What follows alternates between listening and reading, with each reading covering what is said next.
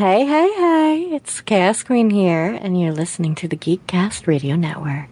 Hey, it's Mistress Carrie, and you are listening to Studio 2009.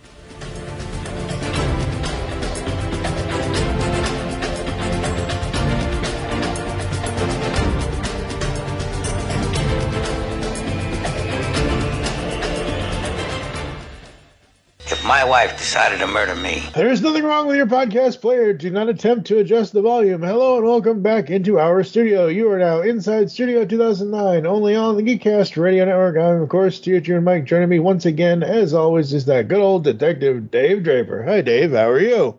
I'm well, Mike. How are you? I am as well as I can possibly be. This is episode 174. We got 26 away from 200. Today we are continuing on our journey as we put our detective hats on, our trench coats on, and all that good stuff. Jump back into Columbo with the Columbo files here inside Studio 2009. As always, starting at the beginning, going forward in time in continuity order. We are watching these, or I'm watching these on Tubi TV. Dave is watching these on DVD. Yes. So there's that. He's not happy with his season 3 DVD. The season 3s are not good. Yeah. They must have switched companies or something. Well, and I noticed when I first started watching them, like they've got the little NBC mystery movie logo on the thing, which none of the others have. Yes. Oh, that's weird. It's weird. Today is season 3, episode 4, and we are witnessing some double exposure. Dun dun dun. Oh boy. What an episode.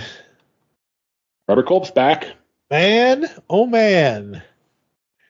You know, every TV protagonist, I'll use the term protagonist, but hero, every TV hero, every cartoon hero, every movie hero always has the nemesis or the antagonist or the villain or the whatever. Man, it doesn't matter what character Robert Culp is playing. That guy is one of the greatest classic actors I've ever seen as a villain. He's good in the role, yeah. He's amazing. I love him. That guy, oh man. Whew. I wish he got to do more. Oh, wait till you get to Patrick Ragoon. As much as I love him, that fake voice was the worst, though. Oh, yeah, that was pretty pathetic. Yeah, that was pretty bad. And that was funny. Like it was just so funny because he was like trying to get the wife all stirred up, and she's like, "Whatever, leave me alone." Yeah, she didn't give two rips. Yeah, she's like, "Why are you calling me? What do you want? What are you doing?" Yeah, she didn't give two rips.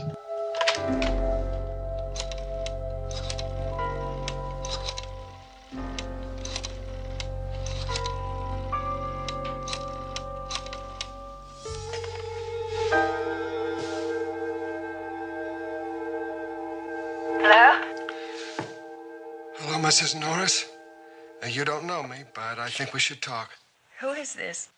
Let's just say that I am a friend of Tanya Baker, which is the subject about which I'm calling. Well, I don't know any Tanya. Yes, I know you don't, Mrs. Norris, but your husband does. You see, Tanya's my girlfriend, and Mr. Norris is your husband, and I wish there was a nice way to put it, but there isn't. They're having an affair, and that's that. That is absurd. It is, huh? Well, that's funny because I've got the proof right here in front of me. Oh boy. All right, double exposure. This one is Dr. Bart Keppel, played by Robert Culp, is a motivation research specialist. Huh? Yeah, that's the thing. Well, that is one of the running themes of the episode is that Columbo keeps trying to figure out what in the hell Kepler actually does. Yeah. Yeah, I was trying to figure that out myself. Like, is he in advertising? Is he in this? Is he in that? Like, it feels like advertising, but he's pretty adamant that that's not what he does. It is like a weird nebulous marketing and research, and yeah, it's pretty fuzzy. Yeah, it's very fuzzy. So the way it's described here in the lovely Wikipedia article is He's a motivation research specialist at Impulse Research Labs who has become an expert practitioner of subliminal advertising, which involves inserting frames of advertised product into reels of a film. So I was going to say, this has been a big, like back in the 70s and 80s, this was a bigger thing than I think it is today.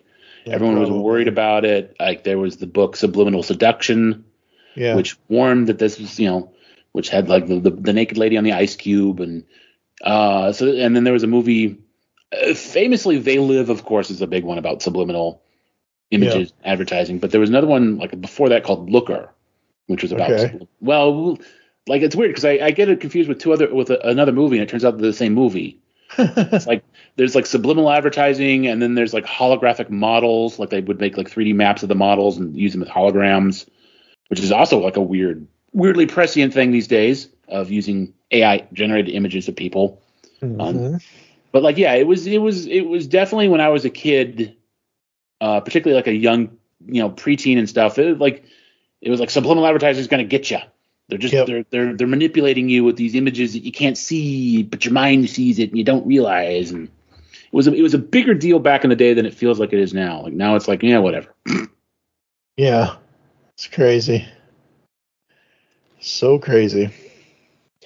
Yeah, it was very, very weird.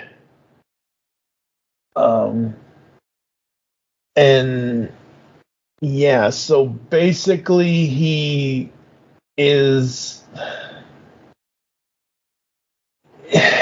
basically plays the same character. He kind of is. He's a very efficient, controlling blackmailer, old jerk. Yeah.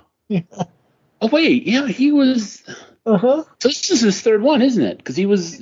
I'm getting it confused with the football one too. Yeah. I'm not getting it confused, but that's the one that I remember. He was a blackmailer in that other one, wasn't he? Yeah. So Mr. Kennicott, he blackmailed Mr. Kennicott, and then he was in the football one, and it's not that he was. I mean, he was kind of blackmailing the victim this time, but he was blackmailing him to continue using the guy's services. Yeah. And when the guy didn't do it, he basically killed him. Yeah. And this is Robert Culp's third of 4 appearances. So we got Investigator Brimmer was the first in Death Lends a Hand. Most Crucial Game, Paul Hanlon, Bart Keppel in this. And then all the way down the line in 1990. The ABC series, yeah. Columbo Goes to College. He plays Jordan Rowe. So we got Robert Culp in one more after this, but okay. So Culp ties McGowan because McGowan's in 3 NBCs and he's in 1 ABC. Oh, cool. So 4. Yeah, that's good. Very cool. But yeah, no, this was so much more fun than the last episode we did. As far as like the sheer enjoyment of actually watching a Columbo episode. Because no politics, yay! No campaign trail, no voting. Oh boy. Let's see. I thought the salty caviar was going to come into more play. I thought that did. It did, but I thought that like. Instead of what's the guy's name? Norris. Vic Norris is the guy that he's trying to kill. So I thought that he was going to basically, and folks, when I say this, I'm saying this as of December 16th, 1973 terms. So I'm not trying to be sexist when I say this. I thought he was going to pull a woman's thing and poison the guy with the caviar. That's what I thought. I thought the guy was going to pass out in the hallway from being poisoned, having food poisoning from caviar versus shooting him. Yeah, but that would be very easy to connect him back. Well, true, obviously, yeah. but so did the shooting too. Well, no, actually, that was. I mean, even Columbo admits that was clever because he had these guns up. He has these 45s up on the wall. Yeah. But he has a little doohickey that he can stick in the 45 so it shoots a 22. Yep. So when they come and they examine his guns, it's like, well, these aren't the right guns because I guess that also. I'm a little surprised that just the little insert got the carbon and the scoring and the whatever you call it. From shooting a gun. That none of that got into the rest of the gun. Because ballistics can tell if you fired a gun because it's got gunpowder and burns and stuff. But yeah, that all was in the little thing that he stuck down the barrel. Yeah, and it was the wrong caliber. So it was very clever. But so the whole thing is he sets it up so he's presenting this film that he made for the guy. What's the guy's name again? Victim. Vic Norris. Vic Norris. Vic Norris's company. And he's supposed to be narrating the film on stage in kind of the shadows. Keppel is. And he's fed him a bunch of Iranian caviar. And I was like, caviar from Iran? But apparently Iranian caviar is considered the best in the world. Because they're on the Black Sea, the Caspian Sea. I don't know. Caviar, for those of you who don't know, is fish eggs. And it's very salty. The trick is they don't really... They explain it a little bit later, but the point is that the caviar is very, very salty. And he's also turned up the heat in the auditorium. So that the guy, and he's put in subliminal images of a cool, refreshing drink in the film. So that Norris is kind of like, I'm really thirsty, I'm really thirsty, I'm really thirsty. So he finally gets up and he goes and gets some water from the fountain in the hallway. And Keppel's speech has been recorded on a tape player.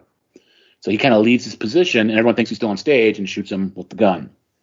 So it's a very elaborate scheme, but compared to the last one we talked about, it seems extremely well thought out.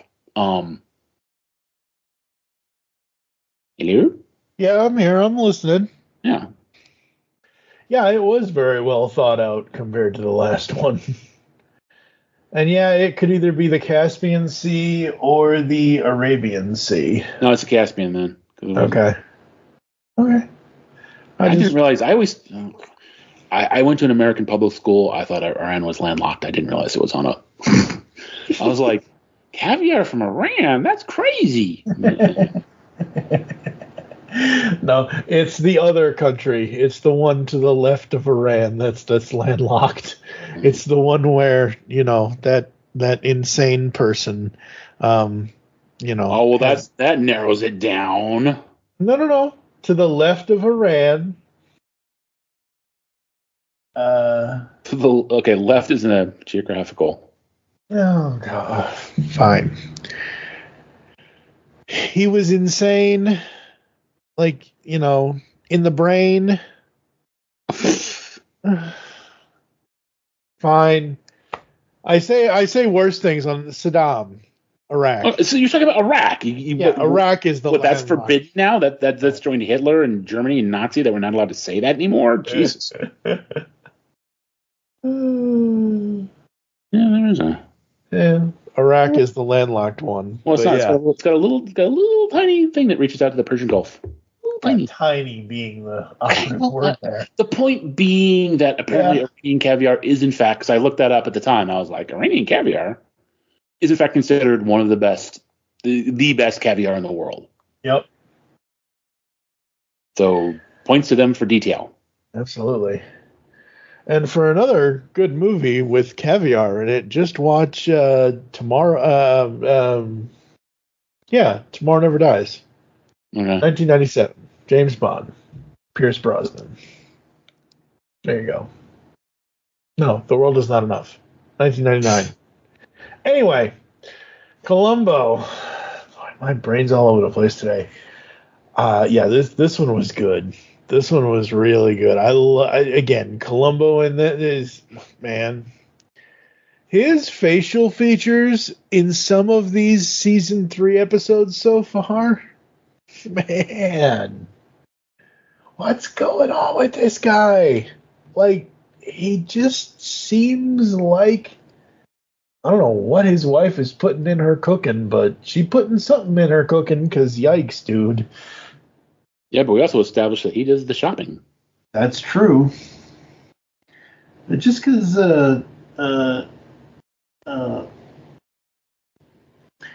he does the shopping doesn't mean that she can't put the arsenic and old lace in the cooking.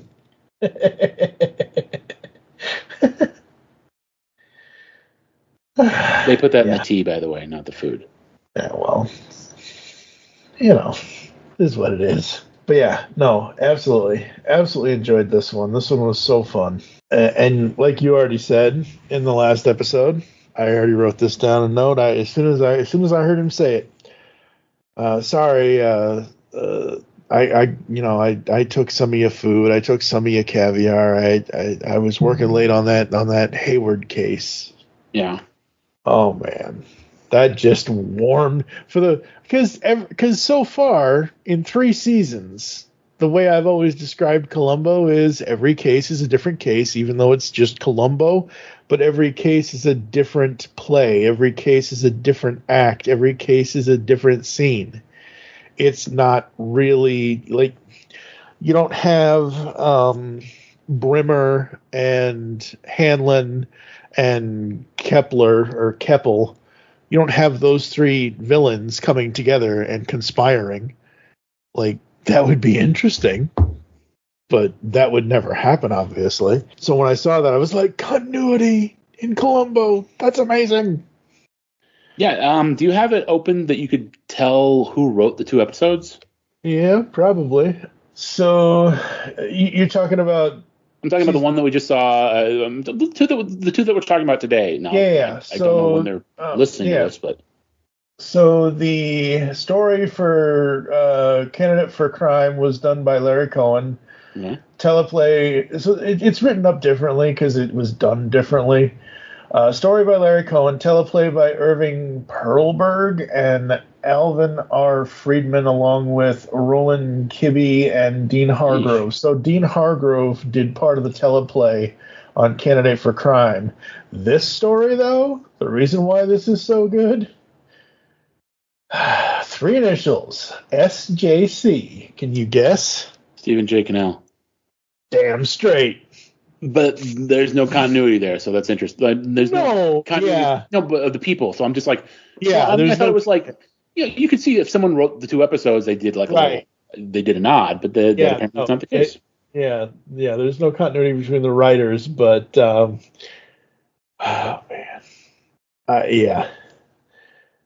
Oh, Stephen J. Cannell, I love his work. So good. He was 69 when he passed in 2010. Man, I miss that guy. This is the kind of writing we need in Hollywood now. It'll never happen again, but this is the kind of writing we need in Hollywood now because it's actually good. I don't know that it'll never happen again. I think that's a little... man, let me tell you, with this AI stuff trying to take over, they want us to not use our brains, and humans might as well not have brains anymore. Type 3 words into ChatGPT and let it just do what it wants. No, thank you. I mean, at the end of the day, I think people are gonna. I mean, either the AI will get better, like get really better, or people will just choose. People will just choose the stuff actually written by humans. I mean, that's the inexplicable thing that's going on now is why there isn't a shift, or the shift is so slow. It's like, we're going to make the kind of stuff we're going to make for an audience that doesn't exist. And okay, well, curse you, audience, for not supporting the thing that we didn't make for you. Okay.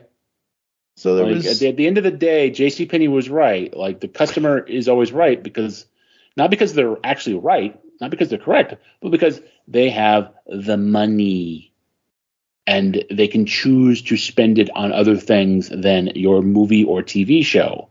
True. And at the end of the day, these guys are I'm surprised they've held out as long as they have, but. So I saw so when you're not on Instagram, right? I don't think you are. Okay. I just want to make sure. So I'm on Instagram. I put photos on Instagram. Sometimes I put music to those photos at times, but I pretty much only do photos. Sometimes I do video, but it's very rarely that I do video.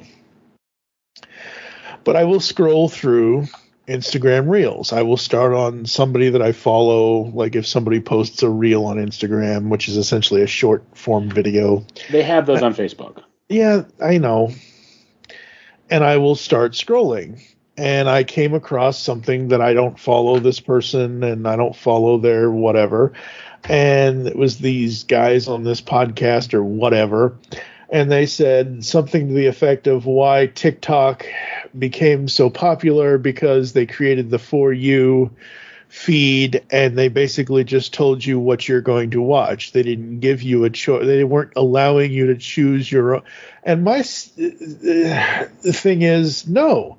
It didn't work because, no, I want to choose what I want to. Okay. Put this into terms that we all can. Well, I'll put this in toy terms. Would you rather go into a toy store and have the toy store employee tell you you can buy this toy, that toy, and that toy, or would you rather go in and actually choose for yourself? I want to choose for myself. I don't want to have to be told that I can buy this, or this. That's stupid. So no, TikTok didn't work for. I will never install that Chinese software. Sorry, not sorry. Okay. There are just certain lines that I will draw on certain things. And back to the writing thing with Mr. Cannell here, I love the way that he writes stories, whether it's Columbo, whether it's A-Team, whether it's whatever. He was a good storyteller, and I wish writing like this would come back. And I don't think it's going to come back in my lifetime with AI around because AI just makes people lazy. Anyway, let's see. The tape recorder, Keppel already set in motion scheme to make it seem that the crime was committed by Norris's wife. He tried to set up his. Oh my God! He tried to set up his client's wife. Man, he kept beating that drum way after. Like, yeah, he did. Like, no, I'm not going after her. Yeah, no. Yeah, that's the thing. Columbo didn't go after the women in either one of in the last episode or this one. Like, the women were not the problem. It was the men that were the problem. Well, Columbo rarely goes after somebody who's like, not I know what you're saying, but like, it wasn't even an issue in the last one. In this one, like, she was clearly being set up, and he figured very quickly that she had nothing to do with it. Yeah.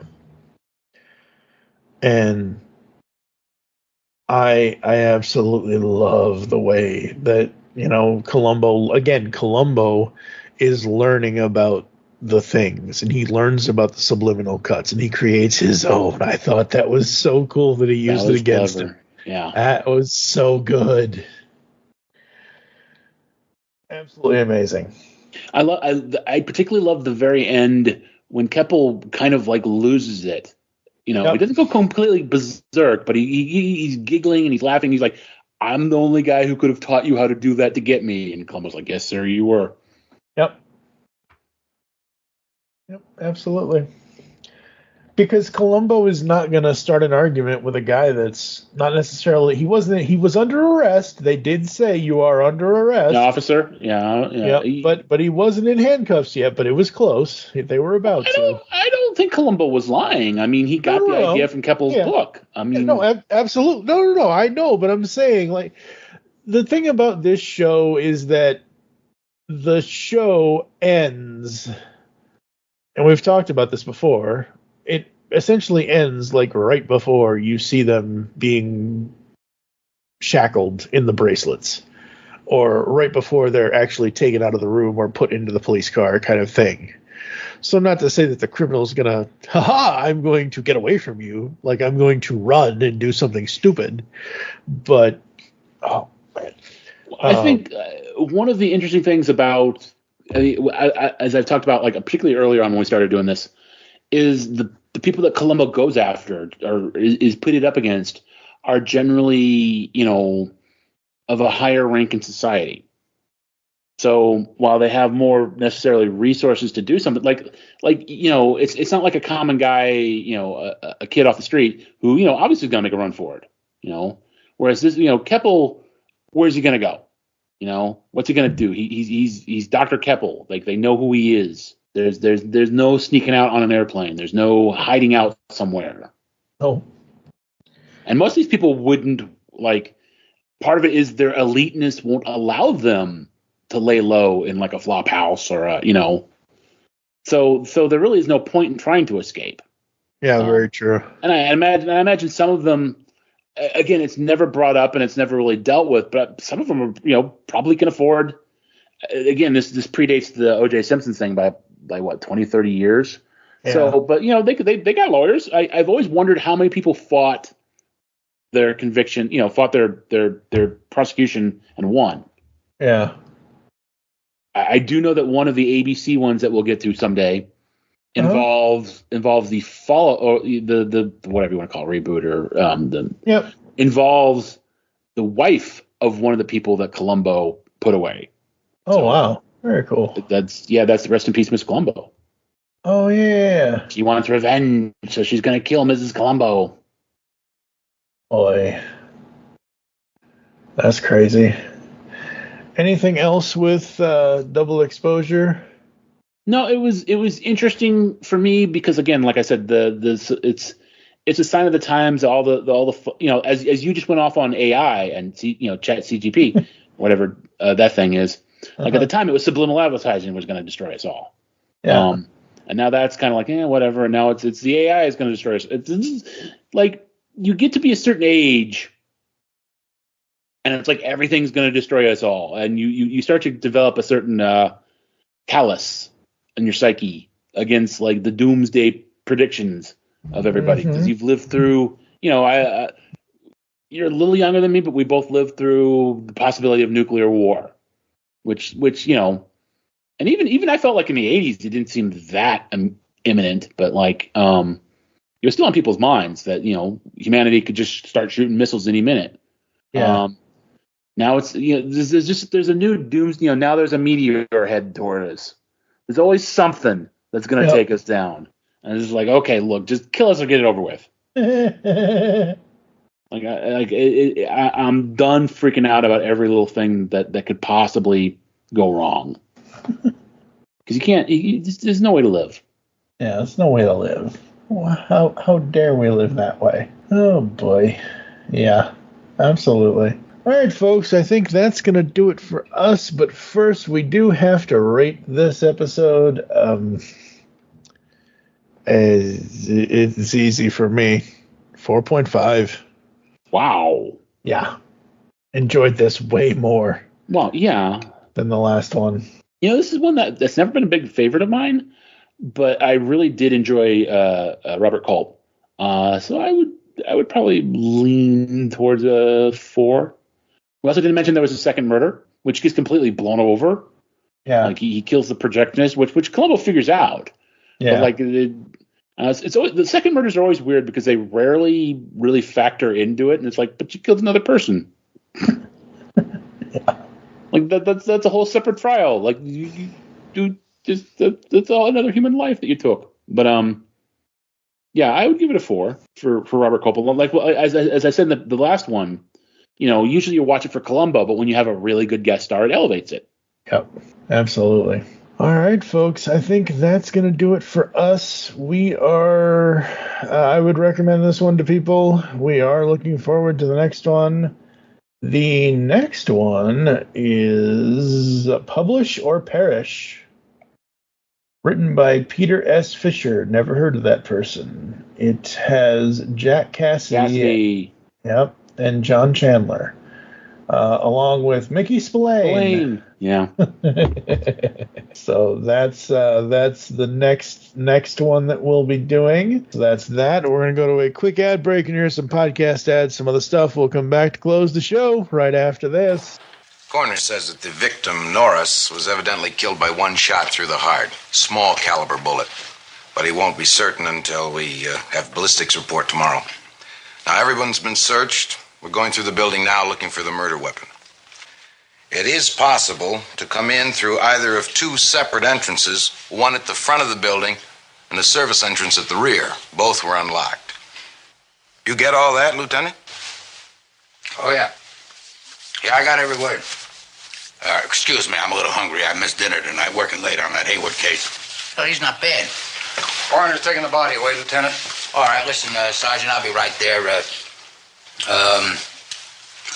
I'm a little hungry. I missed dinner tonight, so I'm just going to grab a few of these canopies. I'll be right with you.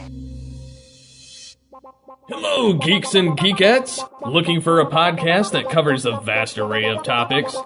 Then check out Altered Geek Unleashed, where we discuss our thoughts on this week's geeky news, tech, gaming, television shows, movies, cartoons, comics, and more.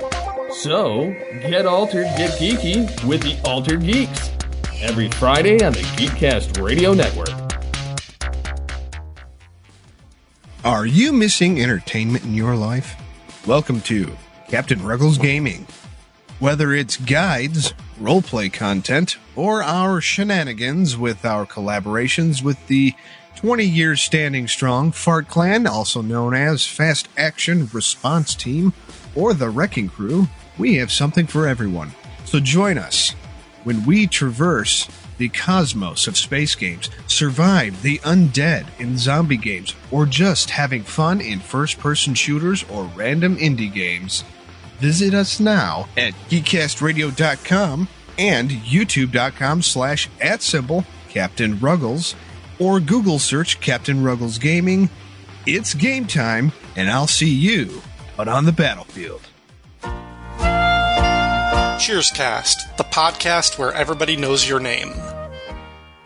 Slide up to the bar alongside Ryan Daly and a rotating cast of guest hosts as they celebrate the long-running, award-winning television series, one hilarious episode at a time. New episodes of Cheerscast drop every Thursday, part of the Fire and Water Podcast Network. Because the world needs another movie podcast. The Geekcast Radio Network presents for your listening pleasure the Cinema Geek. Hosted by Amanda, Kevin, Matt, and Dan. Each week we dive headfirst in the landscape of movies as we discuss movie news, play movie games, go in-depth on reviews, and even have a top 10 countdown or two. Also, don't miss our director retrospective series, where we review noted directors' movies film by film. Bottom line is, if you love movies and love podcasts, you need to experience the Cinema Geeks. You can find us on iTunes or geekcastradio.com. Hey Jared, I have this idea for a new show for the network. What is it? You know how I liked the 1990s comic book series, The New Warriors? Yes. Yep. And you know how at the Long Box Crusade we're trying to get the YouTube channel going? Yes, also correct. Well, thanks. So, how about you and me do a live stream show about the New Warriors? You've never read the books before, and I have them, and so that's a great setup. We could give it a catchy name like Come Out to Play. Don't you think that's the greatest idea? Sure, Delvin. That's a great idea. Just one question. Yeah? Why do you have me dangling off this ledge, holding me by only one arm? Oh, yeah. Well, you'll get it soon. I hope. Come Out to Play, a New Warriors podcast, comes to you live on YouTube every second Tuesday of the month at 8 p.m. Eastern on the Longbox Crusade channel. If you can't watch it there, we replay them on the Longbox Crusade Network podcast feed, available anywhere podcasts can be found. We invite you to come along for the ride, or in other words, New Warriors, come out to play.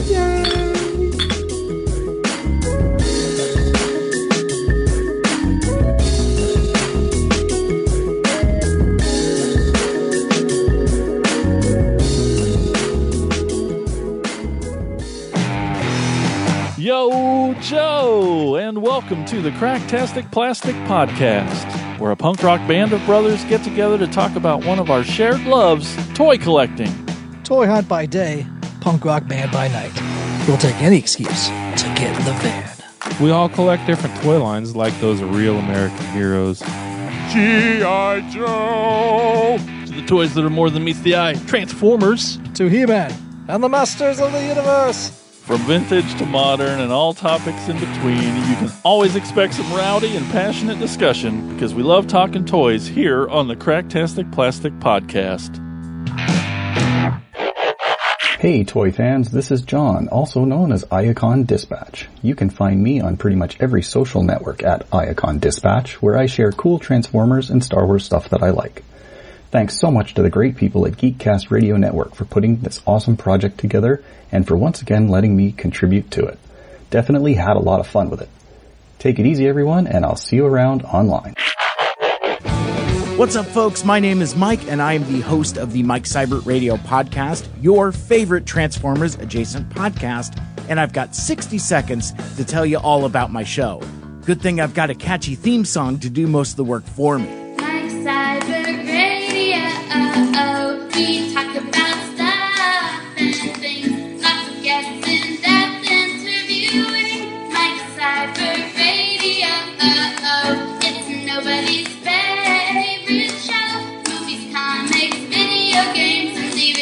I also talk about the Transformers the movie about as much as I talk about Boba Fett. My guests are independent artists who tell their stories and give terrific advice about pursuing your creative interests, and I encourage you to do the same thing, even if I can't take my own advice.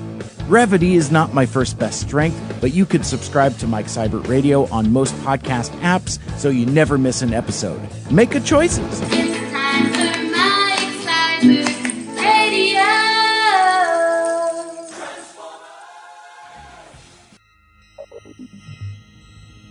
You are receiving a transmission from the Rod Pod. Upload pending.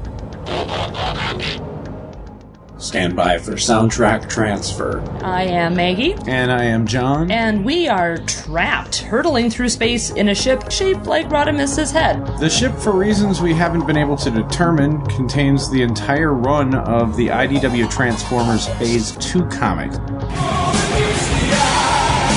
which chronicle the events following the end of the war between the Autobots and Decepticons. So we figure we may as well read them all in order and report our findings to you. Stand by. Stand by. Upload complete. Now.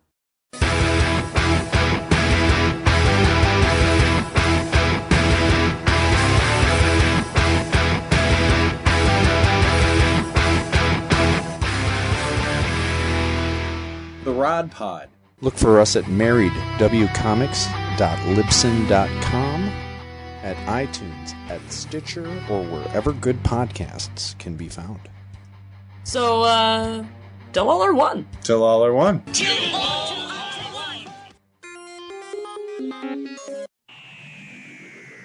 For the best in science fiction, join Mark Baumgarten, Vicky Jakubowski, Zion Kiros, and Juan San Miguel on the award-winning podcast Mark Who 42's Universe. Doctor Who, the Marvel Cinematic Universe, Star Trek, and more are all fair game with Mark Who 42, which has been around since 2012 in one form or another.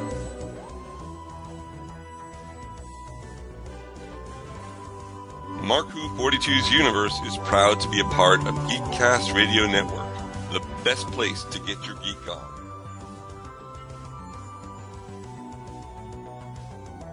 Listen to us bi-weekly or weekly if we have a topic relevant for you, our listeners. Mark Who 42 on Geekcast Radio Network, a match made in a galaxy near you. Do you like the Transformers? Yes. Do you like the Teenage Mutant Ninja Turtles? Do you like IDW Comics? And comic book podcasts? Then come check out Ninjas and Bots. Each week we look at an issue of Transformers or Teenage Mutant Ninja Turtles from their IDW Comics incarnation. We drop episodes every Saturday morning. Just like the cartoons we loved as a kid. The show can be found on your favorite podcatcher and at johnreadscomics.com. See you then. On the Simplistic Reviews podcast, we talk movies. We talk TV. We talk. Hello, Julie, what the heck are you doing? Trying to make our spots sound more exciting by adding explosions. Yeah, I'm pretty sure you could have got the point across with sound effects, not the real thing. Car. Download the show on iTunes or at simplisticreviews.blogspot.com. I'm sure your insurance company will cover that. No, they won't. No, they probably won't. I only got some hard evidence. What is that, Doctor?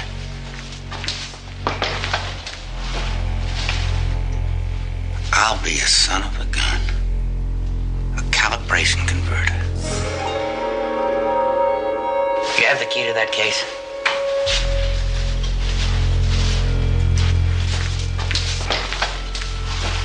Looks like a 22. Fit nicely into a 45 automatic.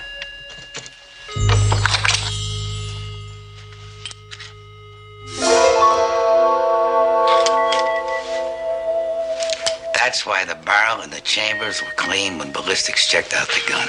That's a lovely touch. A converter. I never figured on a converter. And one hidden in a lamp. Doc, I would have sworn you had a gun hidden in here. And I was trying to smoke you out. But I never figured on this. Subliminal cut. You used a subliminal cut. All right, we are back here inside Studio 2009, episode 174. Any final thoughts from you, sir, before I run through the closing? No, I enjoyed this episode. I think this time around I've appreciated Culp more than I did back in the day. So, yeah. Very cool, very cool. All right, folks. Thank you for joining us here inside Studio 2009. If you'd like to get in contact with us or leave feedback for the show, there are several ways to do so. Visit the website where you can listen to and comment on all of our content, as well as visiting shop.geekcastradio.com and buying all of our stuff.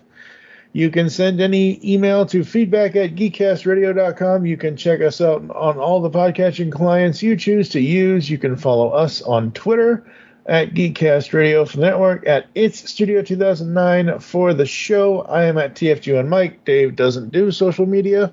No.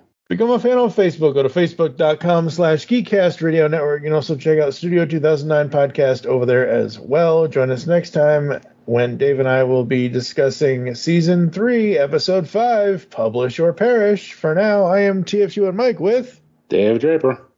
You'll hear us back in the studio soon. My wife's got no head for crime. We go to those who've done a movie, she always picks the wrong murderer. But I want to tell you something. If my wife decided to murder me, she could come up with a better alibi than you got. Thank you. You're welcome.